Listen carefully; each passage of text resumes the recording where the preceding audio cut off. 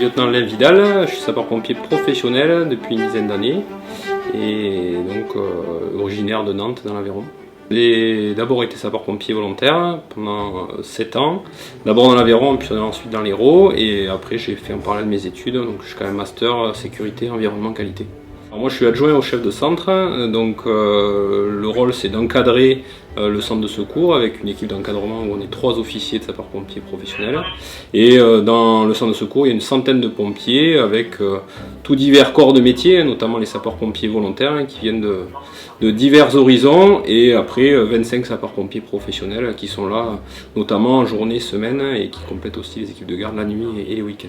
La journée type d'un pompier professionnel ici à Millau, c'est la prise de garde le matin à 7 h avec une vérification des engins, du matériel. Ensuite à 8 h, une prise de garde officielle avec l'encadrement du centre de secours, le passage de consignes opérationnelles pour la journée de garde.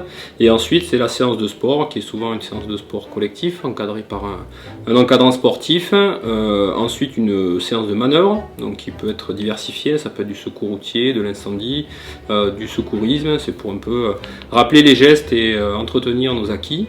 Et ensuite l'après-midi il y a les travaux dans les services, donc les agents sont affectés dans les services du centre de secours pour permettre au centre de secours de fonctionner correctement. Bien sûr ça c'est s'il n'y a pas d'intervention et souvent entre temps se calent les interventions.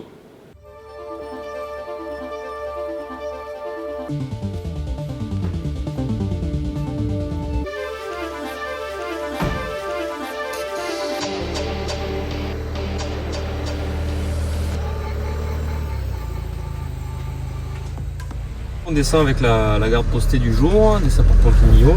On va sur un gymnase de la ville de Millau pour faire une séance de sport collectif.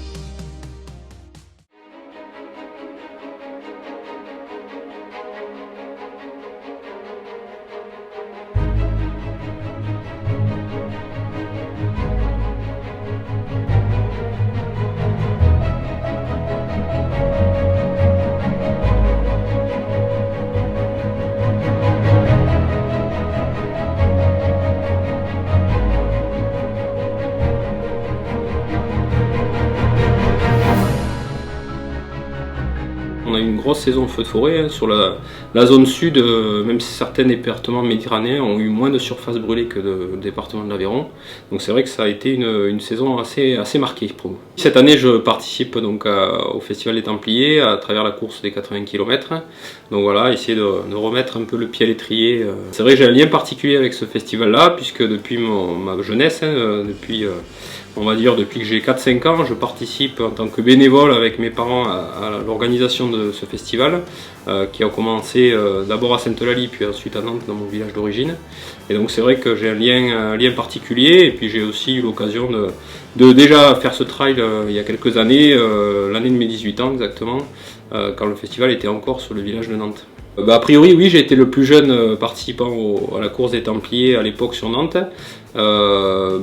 C'était une expérience que je voulais vivre dès que j'ai pu la vivre à cette époque-là. Et puis là aujourd'hui de le refaire, ça me touche un peu et puis je suis heureux de pouvoir remettre les baskets pour ce genre d'épreuve.